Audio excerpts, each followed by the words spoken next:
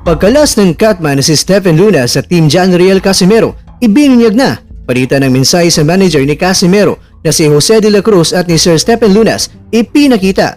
Current Unified Super Bantamweight Champion na si Naoya Inoue. May ibinunyag, ito po ang mga nilalaman ng ating kwentuhan.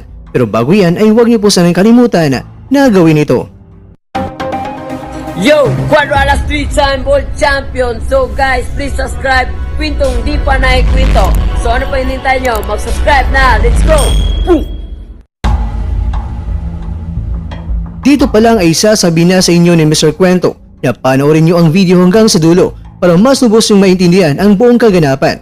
Maraming salamat po. Pinulabo ngayon ang Team Casimero sa panibagong issue na naman sa kanilang team. Mula pa sa panahon ng bakbakan sana nila ni Casimero at ni Paul Butler at hanggang sa ngayon ay aba, may mga issue talagang sumasabog na naman na ikinababahala